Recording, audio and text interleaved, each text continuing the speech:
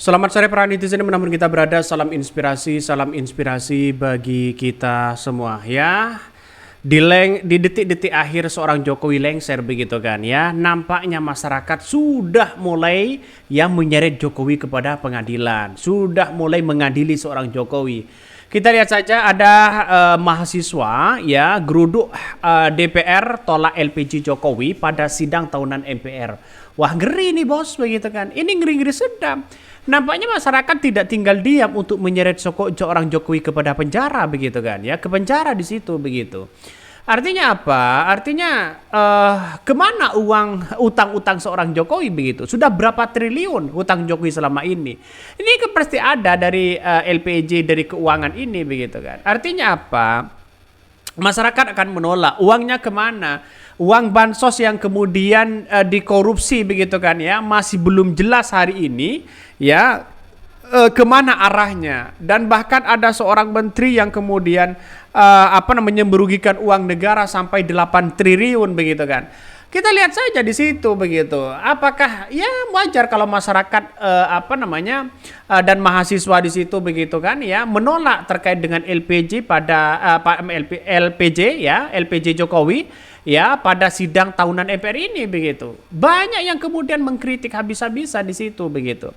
Artinya apa? Artinya secara tidak langsung bahwa masyarakat masih belum puas begitu kan ya.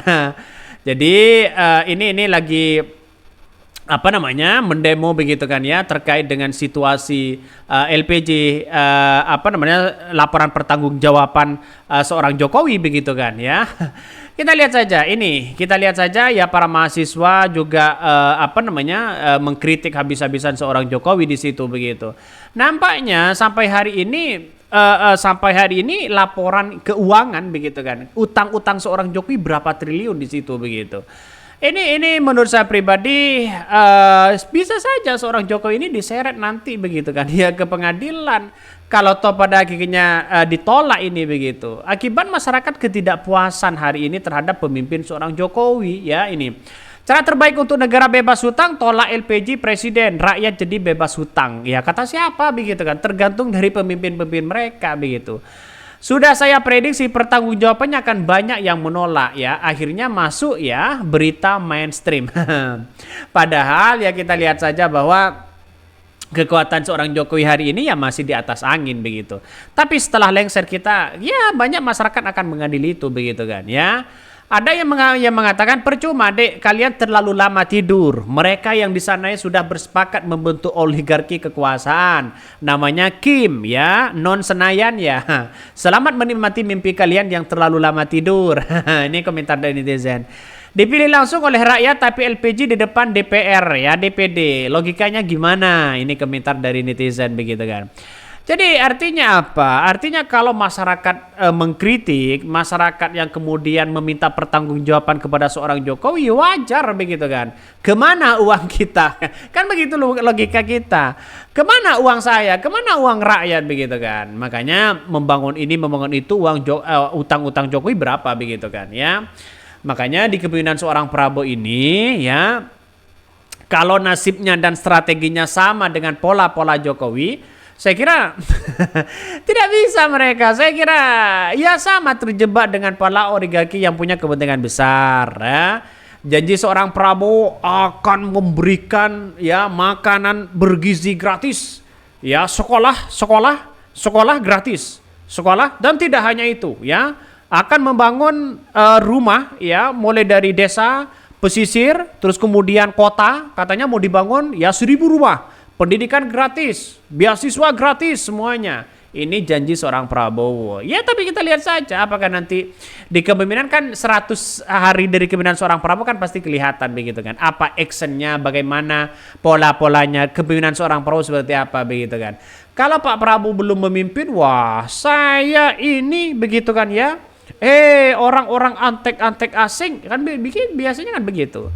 Tapi sekarang kita lihat saja sudah jauh dari kata-kata itu begitu ya. Nampaknya seorang Prabowo nantinya akan melempem juga begitu kalau mereka ya tetap berkuasa begitu. Ya kita lihat saja nanti kan ini kan masih belum tahu begitu kan kemana. Apakah masih ada budaya-budaya ordal di dalamnya itu begitu kan ya. Mahasiswa geruduk DPR tolak LPG Jokowi pada sidang tahunan MPR. Ya, ratusan mahasiswa yang tergabung dalam Badan Eksekutif Mahasiswa seluruh Indonesia BEM-SI melakukan aksi demo di pintu belakang gedung DPR RI Jakarta ya, Jumat 16 Agustus 2008. Dalam aksinya, mahasiswa menolak laporan kinerja lembaga-lembaga negara dan pidato kenegaraan dalam ya rangka HUT ke-79 RI Presiden Joko Widodo dalam sidang tahunan MPR ya di sidang bersama EDPR RI dan DPD RI tahun 2024. Ya kita lihat saja bagaimana Tempo sudah memberikan sudah memberikan laporan di situ begitu kan ya. Ya kita lihat saja ini bagaimana lagi begitu kan. Artinya ya kita lihat bahwa yang namanya pertanggungjawaban nanti begitu, dan tidak hanya di dunia, di akhirat juga menjadi pertanggungjawaban begitu. Wajar masyarakat kan masih belum puas begitu, walaupun surveinya sudah 80% ya masyarakat puas. Itu surveinya dari mana begitu kan.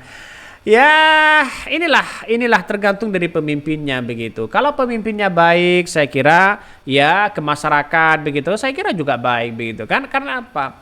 Saya kira begini, Jokowi ini sebenarnya orang baik begitu kan. Tapi di sekeliling mereka orang-orang yang punya kepentingan besar sehingga seorang Jokowi ya mereka kalah begitu kan. Sehingga kebaikan Jokowi kalah dengan orang-orang yang kemudian, "Pak, saya ingin ini. Pak, ingin saya ini. Pak, saya yang memenangkan Anda. Pak, saya yang berjuang untuk memenangkan Anda di bawah. Pak, saya ini harus minta posisi ini." Itu begitu kan. Budaya-budaya ordalnya itu tetap ada sampai di mana-mana begitu kan. Di mana-mana kalau tidak ada orang dalamnya tidak bisa. Mau calon lamar apapun kalau tidak ada orang dalamnya di era hari ini saya kira jauh mereka begitu kan ya. Sekarang bukan bisik-bisik begitu kan ya. "Pak, ini ada teman saya. Pak, ini yang berjuang dengan Anda, Pak." Ini kan begitu. Jadi kita lihat saja ya bagaimana bisikan-bisikan itu begitu kan ya. Sehingga yang terjadi apa? Yang terjadi ya budaya-budaya seperti itu tidak bisa begitu kan. Saling sandra menyandra. Ya makanya kalau tergantung dari pemimpinnya, kalau ada orang, "Pak, ini yang memenangkan Anda," ya tolak aja dengan berani begitu kan ya.